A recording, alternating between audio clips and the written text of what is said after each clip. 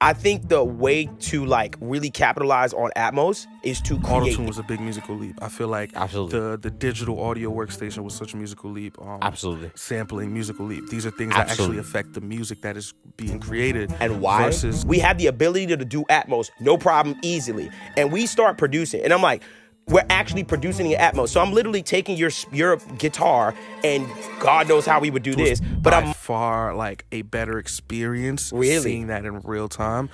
So long story short, what they did. By the way, speaking of Sony, I think you're gonna say speaking of Slate, because you said Steven Slate. Ooh, double entendre. I'm gonna let that rock. Go ahead. Speaking of Sony, I got the opportunity to link up with them last week. They gave me like an in studio demonstration of their 360 reality audio thing. How was it? Oh man, it was. Yeah. What did you feel? Bro, what did you feel? I'll be so honest, and I mean this from the bottom of my heart. It really, and I hope I don't piss nobody off with this. You will, but it smoked any Dolby Atmos, like, you know, when they put you in the middle of the room, they like, you'll feel this, yada yada. Yeah. This was by far like a better experience. Seeing that in real time. So long story short, what they did, it was for just measurements on getting a headphone profile for me. Okay. So that I'll be able to do like virtual sessions. Okay. So they had me in this studio, this big studio. And they're like, all right, we're gonna put some microphones in your ear. Sweep some frequencies, play some white noise. Right. They do that, then they do it in the headphones. They're like, they're gonna do that, whatever. And it's actually these, funny enough. It's not an ad. Like, what is that? They gave me, so these are the Sony, can I tell you something, has the worst naming for headphones. Like, absolutely. Is it like the... But I think it's the XM5. MXR, whatever, W something, some 100, but shows. I think it ends with XM5s. Okay. They have the XM6s as well. Okay. But basically, they made a profile for me, so... Look, they played the white noise, whatever. Then these have transparency mode. Okay. So they said, all right, we're gonna put the headphones on, and then we're gonna play them off the speakers, and then just let us know what you hear, yada yada. And they played off the speakers, yada yada. It sounds like it's coming from the speakers. Right. And then I take the headphones off, and it leaves. was coming.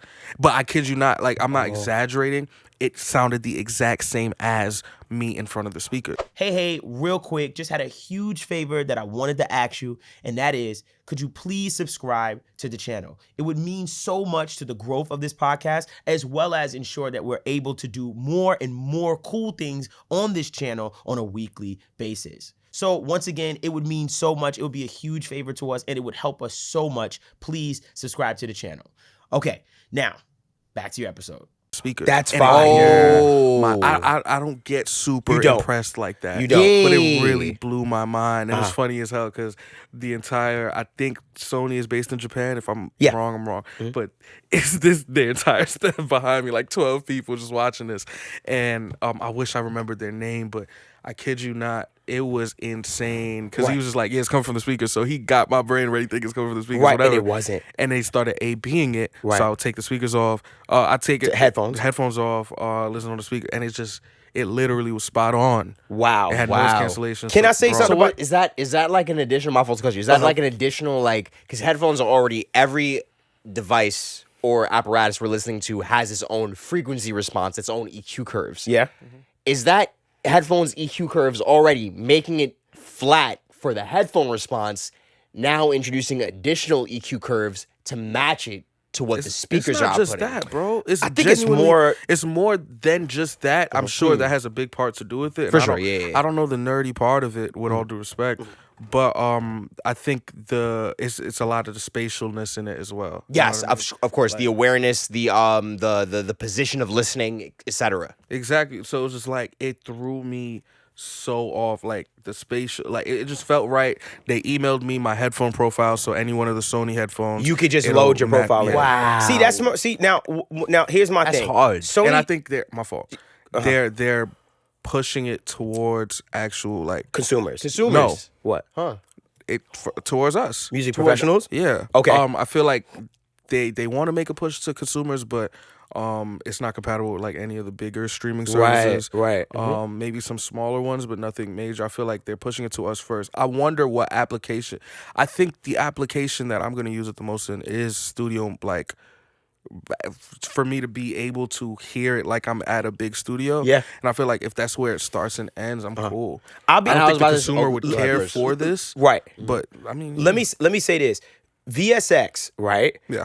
Has shown me that if you do it the right way, people will massively adopt something, right? If you do it the right way, because I cannot tell you how many people, even in our members, that all swear by and Swear by use VSX. And every time they play a mix for me, I'm just like, did you mix this on headphones? What did I did this in headphones. I'm like, yo, and they swear by the VSX. Let me finish. Let me say this other thing, because I'll support you. Sony 360 was around. I believe it was around.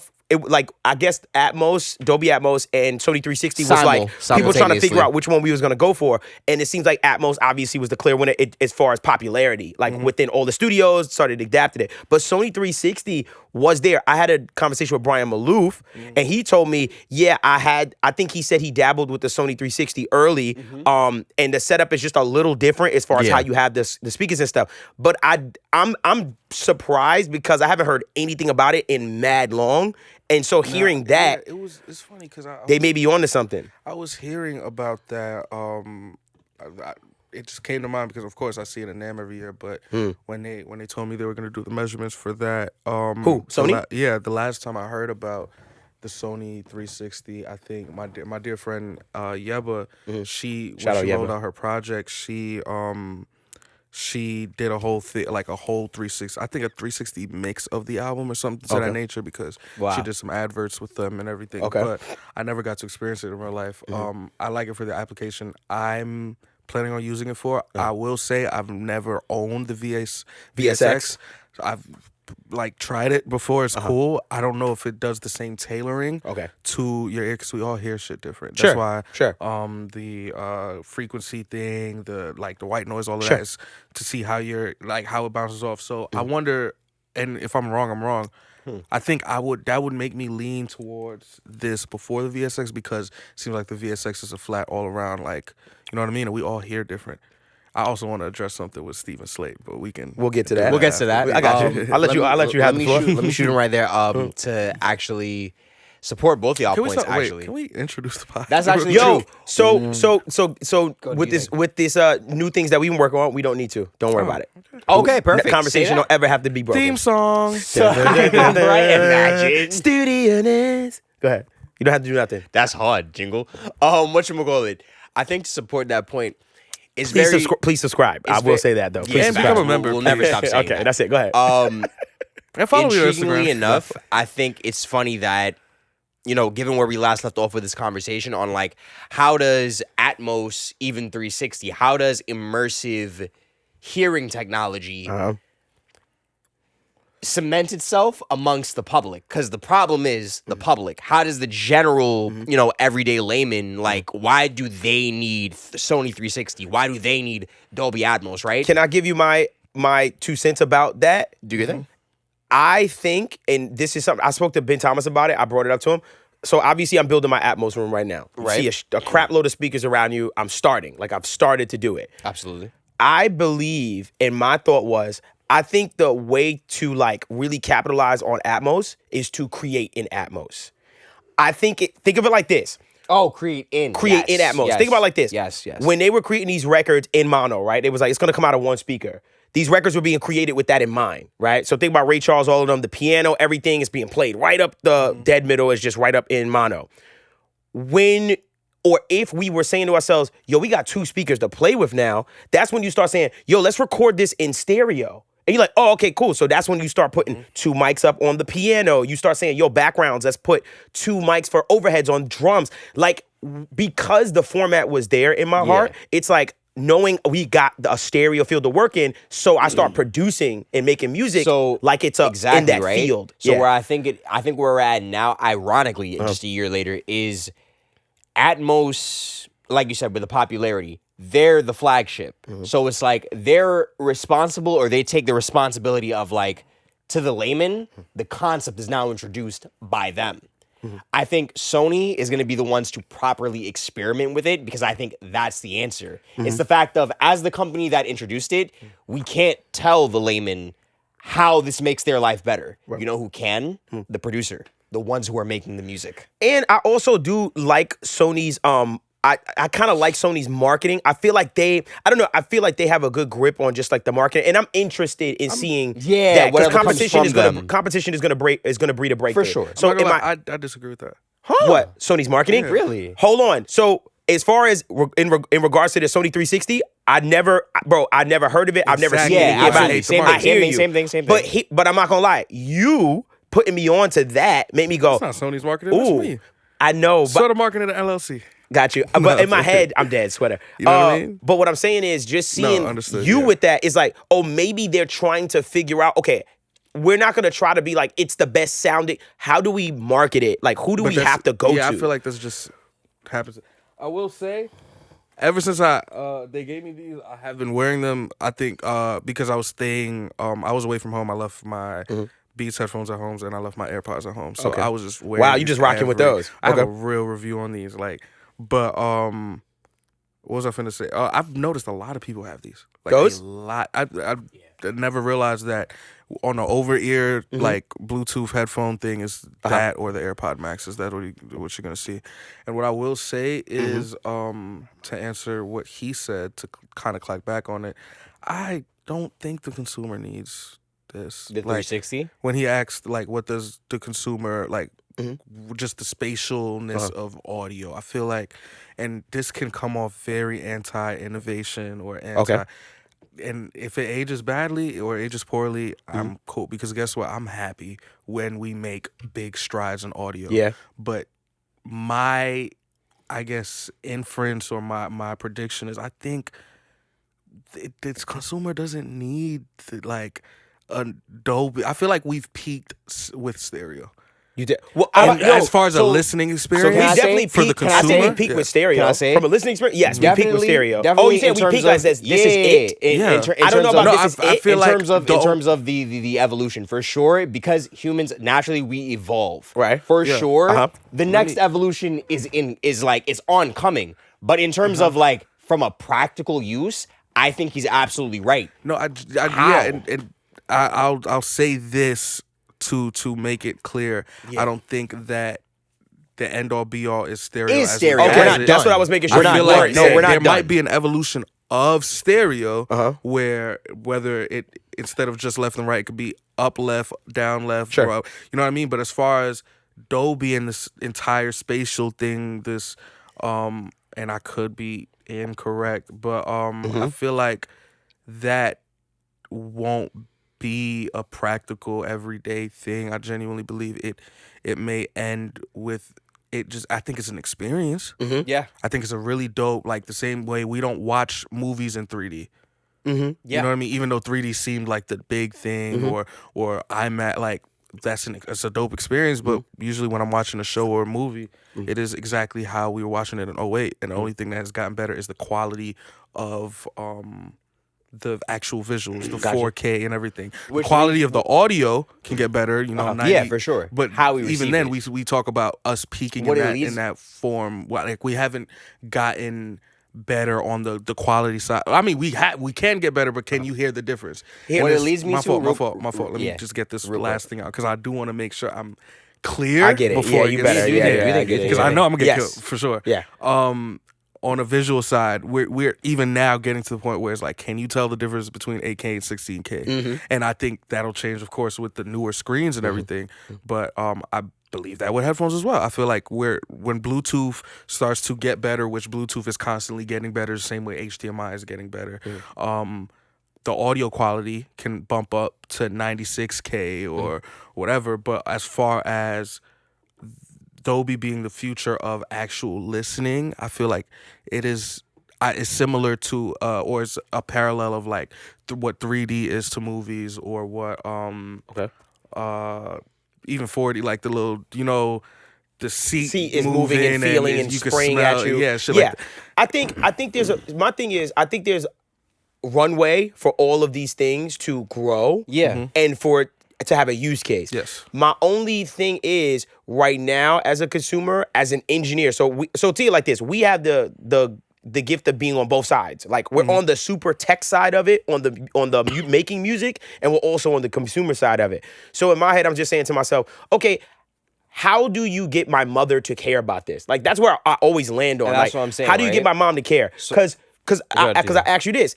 Does my mom realize, like, in her car how that system is set up, right? Like, or is she just genuinely... Or even, after all that, Uh-huh. Sinners, if you obviously Cool movie. I seen it Amazing. yesterday, 2 days ago. We'll talk. We'll talk just later. watched I just watched it. We'll talk. Whatchamacallit, as you've seen, numerous, same movie, no scenes or nothing changes, but the aspect ratio, you can see it in about like maybe like 5 or 6 different aspect ratios. Now, at its end, there's only 2 aspect ratios that are available to you, standard IMAX or just regular viewing.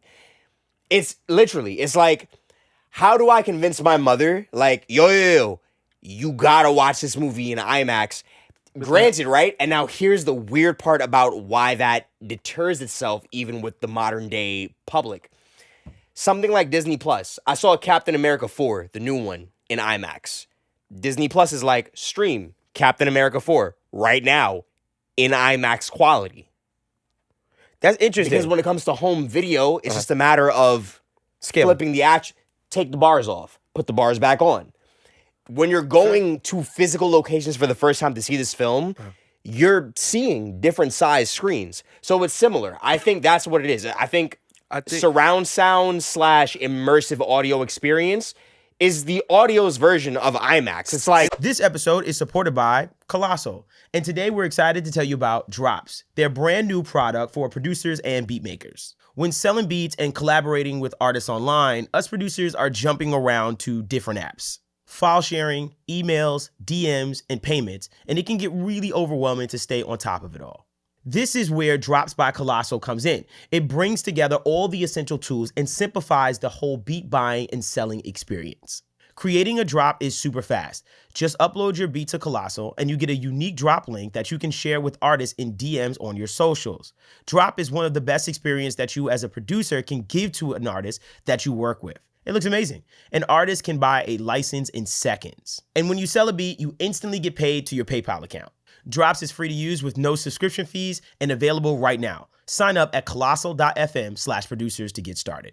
Stop right here. Hold on. Stop right there. So I'm old enough to know to live in the surround sound boom. Okay. Yeah. Like I was around for that in the home theater boom, where my uncle, a lot of consumers was like, you got to get it in surround sound. Like that was a big thing. Like if you had anybody that had a home and like had like the bare minimum of a living room and stuff like that, I know a lot of people that had surround sound systems. So that's why in the back of my mind, I'm like, oh snap, this is very possible.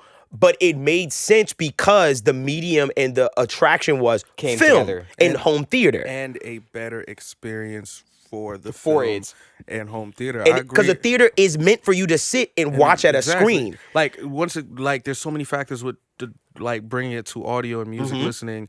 If I'm in any corner of the theater, I'm still going to experience the movie very similarly. But when it comes to audio, that is a whole nother can of worms. Like I told you, I went to, I think Dolby's I don't want to say headquarters, but Dolby has a theater in the city. Yeah. And that's where I experienced shout out to her, but Rhapsody's last album. That was the first time I listened to the album. I never heard it in stereo. The first time I listened to it was in Dolby. I got there a little late. I'm sitting in the back corner and it's a mad kick. You know what I mean? Yeah, I remember you said it was just like very different. So I fully agree with the IMAX thing because for some of my friends, it didn't like. Again, it was that format of Sinners, which is an incredible movie. Incredible.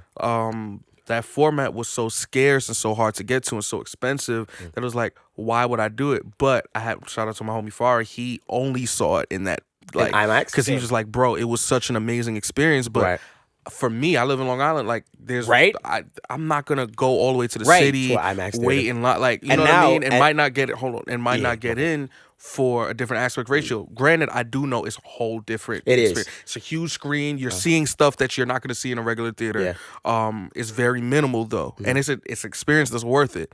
But at the same time, is it something I'm going to see every? Now, is it enough? And am I going to see it for every movie? You know what I mean? For every single film. And now to be honest, right? And here comes now the caveat: why Atmos, why immersive hasn't figured its footing yet, right? Because there's kind of similar with IMAX. it's kind of no need. Especially me, as someone that digests film as much as I digest audio. Okay. When I really break down, like, all right, how does IMAX really differentiate the watching experience for the audience member versus the standard definition? It doesn't. Well, It's just truly, and maybe I could be wrong. But yes, lenses, film from different perspectives, all that, whatnot. When it gets bounced down to like in Premiere Pro, everyone is seeing it the same way. So what is the difference in Premiere Pro that you're giving each user, right? Here's me. You're either uplarging the scale, you're taking away bars, but ultimately, if this is something that can be, if we can get the quote unquote, however the science works for that, if we can get the IMAX experience at home. Here's what I'm saying. Here's my thing for IMAX TVs though. I want to make I'm sorry. Hold on. Let me say this. I don't want to make it. I'm gonna say it. I'm gonna make an uneducated guess or assumption about IMAX because to my understanding, I've always thought that IMAX was filmed on IMAX cameras. Yes, it is. Right. It is, yeah. And so that particular, as far as the resolution on those are ridiculous. Absolutely. And so we're seeing now, it's like saying like this. Hold on, let me finish. Let me say this. And so to me, that resolution being so ridiculous, it's kind of like how we in audio look at lossless quality, right?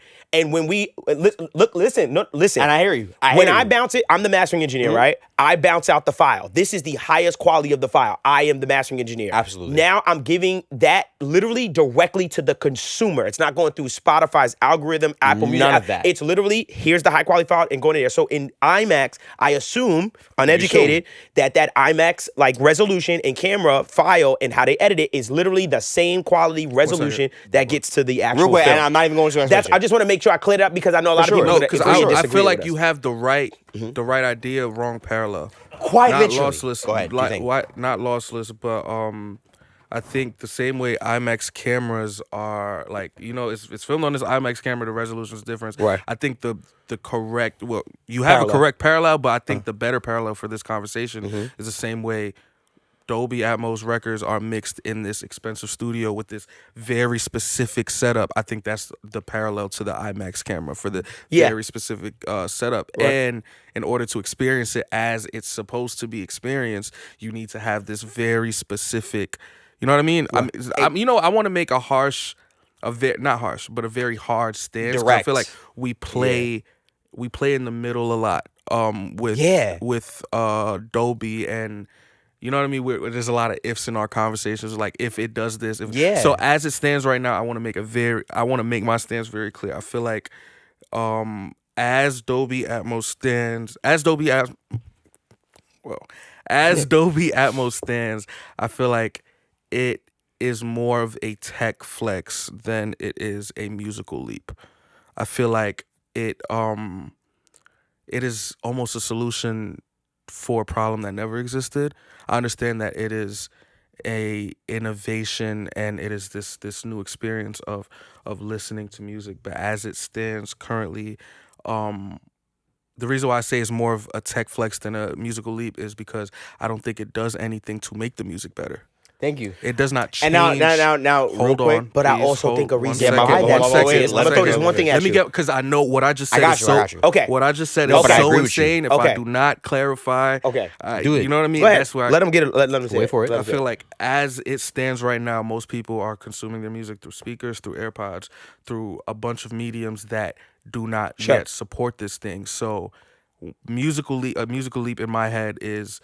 Auto-tune was a big musical leap. I feel like the digital audio workstation was such a musical leap. Absolutely. Sampling, musical leap. These are things that actually affect the music that is being created. And why? Because of new devices. Versus this format. Versus a format that is not correcting, fixing, or in some cases making better this thing we're creating. Versus, like, let's rewind, mono versus stereo. Stereo was objectively it made the music better. Is Dolby Atmos making the music better, or is it allowing you to experience? I think that's subjective. That is subjective. I think that is subjective. Let me ask the question, because who knows, going from mono to stereo, how people felt jumping from mono to stereo. Let me be subjective. Hold on, because I have Finish a question your for point. You, finish your point. No, my question was, is it mono to stereo? You're adding differentiation, left, right, whatever. You're adding a whole other channel. It is allowing the music to not be as muddy, to not be as packed, or whatever. And of course, it took time for us to get it where it was at. Remember, people had kicks on one ear or drums on one ear and vocals on the other. What I'm saying is, as it stands right now, is Dolby Atmos in any way improving how the music is consumed, especially because, or is it just making a new version of how you can consume the music? You gonna let me answer the question? Yeah. Okay. You're saying that when it went from mono to stereo, you had another channel that you can also spread and make room for the music. I said when we went to from mono to stereo, it objectively made the music better. Yes. Because you added another channel, you added more room for it. Now everything wasn't in the middle. Yes. Right. So you're saying that because there was another channel that was added, there was more room for the music. And it allowed there were devices introduced with stereo that allowed a mass adoption of experiencing that. Yes. Understood. So you're saying that because there was another channel that got added to the audio, that there was more room for the instrumentation, for the non-muddiness and all that other stuff to have room to be in the whole thing. That's what you're saying. So what I'm saying, and I want to be clear, I'm very I'm not anti-Atmos or anything like that. None of us are. But we all have the I want to be very clear. Let me get this right. No, we all have a very similar sentiment about it, especially talking to the head of audio engineer at Universal. We had him on the podcast and stuff like that. Shout out to him. Shout out Nick Reese. And we all kind of still have that kind of feeling of where are you going? Where are we going? Why? Right? Why? And how I'm also always playing devil's advocate with Atmos because I say to myself, okay, how or why would I use this? It's cool. I think it's a really cool format and stuff like that. But why? Let me just what you call it. When you say that, and I want to do this because I know people in the comments are going to say it. When you say that we have more speakers, and if this is actually making the music better, there could be an argument of perhaps it is making the music better. And as far as the metrics that you put forward, because you say more speakers, more channels. Yes, now we have the LFE channel where the low end is centralized right there. Then we have the reverbs and stuff like that, which go more for the stuff outside. So I can say with that metric, oh yeah, possibly it could make the music a little better. The center is giving you more of the vocal and the other stuff isn't bothered. The synths are on the sides. So I can say if we're thinking about it from a more channels, more space, more room to do things, that's cool. Now, to also go off of what you're saying too, I'm just playing devil's advocate with your stuff. When I think about you saying the music, once again, how I said before, the music being created in stereo was a big part of, to me, the advancement, right? As far as the music was being made for stereo. Now we we got two channels. People have the ability to put two speakers in their homes or two speakers wherever. Now let's create music with that in mind. I think that hasn't happened much. I know it has. I know some people probably do. I don't think it has happened much with music production as far as us thinking, I'm going to make this in Atmos. Say, for instance, you and all of us are sitting in this room right now. We have the ability to do Atmos, no problem, easily. And we start producing. And I'm like, we're actually producing in Atmos. So I'm literally taking your guitar, and God knows how we would do this, but I'm miking it with Atmos in mind, where I'm like, bro, we can hook up 5 mics to this and get that sound that we do. And now we're actually making music in Atmos. Now, is that easy? Hell no. And am I seeing technology like synths, like 3D synths that are coming up? I am seeing 3D synths and all of those types of things that are made for Atmos. I think that I am not just going to jump off the ledge yet and say, there's no use. I think it's stupid. I think that I would like to see, and I'll let you go. For sure. I'd just like to see what it's like us producing and making music in Atmos. Yes. And then I want to see what that translates like. And then I want to see a better medium of how people can actually experience it easier. And then I'll give it the shot. I think the two of y'all are saying the exact same thing. Real quick. Specifically, I'm just playing devil's advocate. I agree with him. I just want to be clear. I agree with him. I'm just playing devil's advocate with him. I think the two of y'all are saying the same thing, especially because, again, my whole point comes back to what you initially said with Atmos and just even IMAX as it pertains to. How can the previous generation utilize this? I think when it comes to now where we are with immersive sound, it's the reverse psychology of how we attacked I feel like IMAX? we've answered that question a lot. Because like you bro. said, right? Like and we've asked that question across the last 200 episodes of the pod. But I'm saying we're not getting anywhere with that answer, with that question. What's That the question question? is not. What's the question? Sorry. No, how can my mom love it? Like we keep asking that shit. I feel like we're he's wasting literally time. he's literally no, saying no, no. we What need I'm the saying, new device. Go ahead, continue. I feel all right. Question to you: Do you think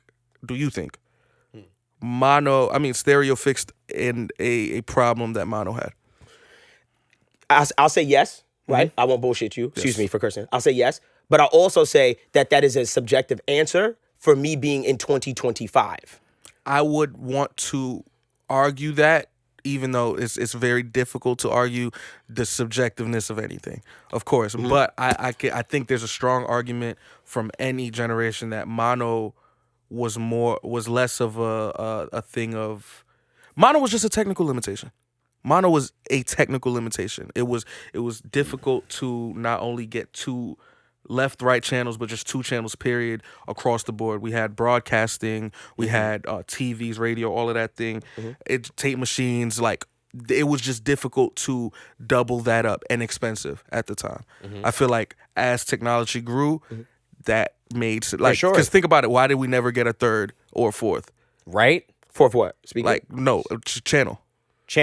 Well, for playback. Well, I think that because to me, I think the way we not the way we listen is symmetrical, but I think that my brain is like thinking in a symmetrical way. So I'm like left, right, center. Center is still kind of like a little bit of a mix between left and right. See, like this, when I look at my Atmos setup, pretty much everything except for the center is like even one side to another because we have two ears. For sure. So in that regard, I can look at stereo and go, yeah, sure. Us getting to stereo was like, here's how we're supposed to hear because this is left or right. Our brain is perceiving a little left, a little right, and we're getting this one sound. And I feel my argument is because that technical advancement created the reason why I believe that stereo solved a problem was because that exact thinking. I believe it's the proof is in the pudding of the quick adoption of all formats, from radio to TV systems, record players. Like the way the entire industry adopted stereo so fast. I can see that. Versus Atmos, it feels like we're just creating from a Atmos factual standpoint. Mono was flat. Do you think that it is too difficult? It's just why the mass adoption is like slow is because it's too difficult and too expensive. It's not just too difficult, too expensive. It's unnecessary. I'll let you have that opinion. If there was my perspective too. If there was, you said it's too what? Sorry again. It was unnecessary. Too unnecessary. Okay. It's not necessary. I feel like not necessary and unnecessary are two different things. I feel like somebody's gonna kill me in the comments for that. But that's what fine. But no. The reason why I say it's healthy. No. I mean, it's healthy. No. I said for saying not necessary and unnecessary. Oh, well, that's why I just made sure, like you were saying. Yeah. Whatever. I'm saying the reason why is there's no demand. Okay. You know what I mean? I feel like at this point, so many people have experienced it willingly and unwillingly because I've put in AirPods and it's like, what the hell is going on?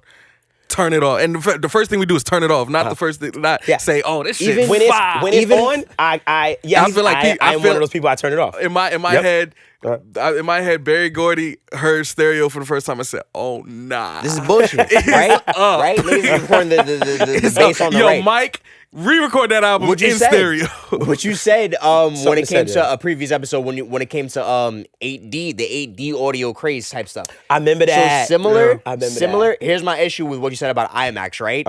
At the best, at the very best, when it comes to IMAX in the modern day, that's all the audience member, not the one who's going out there shooting the film. The audience member can do is assume, oh, the resolution, the scaling got better. What happens on the home television? I'm sorry, because it mics. And I also want to stop talking about IMAX because it does. I know like, it's so no, actually, off. but I get the parallel though. But it's a better correlation than you might think. Because lossless audio. I'm under the impression it's too expensive for me to have IMAX to be able to get IMAX in my crib. I'm under the impression I could be wrong. From filming IMAX, for sure. Yes, it's OD. You don't just take a DSLR. You're good. Christopher Nolan is not going to judge you. Okay. But like you said, we're assuming the scaling is going up, right? What happens on the TV screens at home, though, is just the black bars are going up. The scaling, like from Adobe Premiere Pro standpoint, is just the image is getting bigger. So if that is what's happening, and I can't tell, like, oh my God, it feels like I'm right there with them as they're filming this movie. Yeah, we said that. Then that's what I'm saying. Long story short, IMAX does that's not. what we're saying. What we're taking a million words to say is IMAX does not change the story of the movie. No. It changes how you experience it. It changes how you perceive the movie and the feeling of the movie. The same way as it stands. Okay. Dolby or Atmos or spatial audio does not change the song or what you're listening to. It changes how you're listening to it and how you feel it. Do you also think that one of the issues is that we're taking things that were made in stereo and trying to force it into the space of and a lot of times without the artist's input. Okay. Yeah. I think that's one problem number 70, problem number 5, right? With the whole thing. And then I say, because when I think about Atmos in a film, right? They're making it. Oh, that could be made. That's that could be in amazing. mind. Like when they're putting it, they're like, this is And going I'm to waiting. be in It's Atmos. intentional, yes. It's very intentional. I'm about to say, But and I'm that's waiting why- for the Atmos soundtrack, the first Atmos film soundtrack. Sure. And it might be an Amazing. amazing experience because they're like, we're building this for Atmos, and I can see some of my favorite engineers. Oh my gosh, Chad Blake, like a bunch of them just making stuff in Atmos. Or we Hans have to Zimmer. rap though. No. Let me get this. Go ahead, this- please, and this then we gotta other rap. thing, Yeah, we because gotta rap. We don't ever have to rap. Yes, This we is do. an independent This is pod. No, and nobody never-ending tells us pod. what to do. That's exactly why we have to rap because we have to keep we yeah. got to pay the bills. Here's my There's a certain way this works. Here's my last argument Please. on this. What makes the IMAX and Atmos thing, I feel like, dead in the water to me. It's a great parallel. Don't get me wrong. The first time you experience IMAX movies usually are in IMAX, or with the option of IMAX. The first time you're listening to a song is usually in your AirPods or in headphone speakers, something that is stereo, made for stereo. That is trying to be adapted into, like the same way they try to adapt some of the AirPod Pros, not even like regular AirPods, into Atmos or spatial audio listening or capable devices. Right. The first time Sinners was offered to us, there was IMAX was there? IMAX. Yeah. And sometimes, the first time an album is offered is in Dolby, but when I click play, is the Dolby version gonna play? I mean, depending on your settings, I guess not. No, but I agree with this point because it's like, again, you did it the one time for the one time. Now, when it hits streaming, what are you watching it on? Your regular TV. It's not the same IMAX experience. It's just experience. One thing I say about this, let me say this, and we'll wrap on this. That's the final thing. One thing about this conversation about Atmos, man, it's not gonna end. Like, I'm gonna be honest with you. It Like, will when we agree that it will end when something happens that makes. No, not if. When something happens that either makes us say, hey, we wasted our time, or hey, we were wrong. This shit is... Yeah. One of the two was going to happen. And until that changes or that happens, it's like, we're just going to be here kind of figuring it out. Same way he introduced, like, we needed a newer, quote-unquote, device, something we never saw before, to change up how we experience it. That's what... Right now, it just feels like y'all are selling to us the idea of... Da-da-da-da, it's new. Where's the new apparatus? How does this really impact us listening to it, experiencing it differently? So I'll wrap on this. Reason why I got this Atmos set up is because, starting to build it is because I'm going to try to produce an Atmos and see if, as a musician, if I care. If it really, if I build, and in my personal opinion, I think you will. If I build, I think I might, right? And if I build the system, I got the opportunity to build it. Shout out Fluid Audio. I'm just testing some stuff with them, with the speakers and stuff like that. Love them to death. Man. If I'm building, to cut it out. If I build it myself, and then I say, okay, I have the opportunity to just freely just kind of make Atmos music in Atmos. If I'm gonna give it a shot, and I'm just gonna see how I feel about it. If it doesn't evoke the emotion that I get when I just sit and it's coming out of those two speakers, if it doesn't make me feel like, damn, I really care and stuff like that, then so be it. It'll just be where it is. But at the very least, I do want to try it because it's a format that I'm like, it's there. I just want to play with it and try it. But at the end of the day, even if I don't care about it as a musician or artist, which I feel like is the most important aspect of it, the producers, musicians and stuff caring, it's never going to get to the emotions of a consumer. And that's it. We're rapping. Wait, pause. Please. Pause. No puffy, but I would love some fluids in my studio too.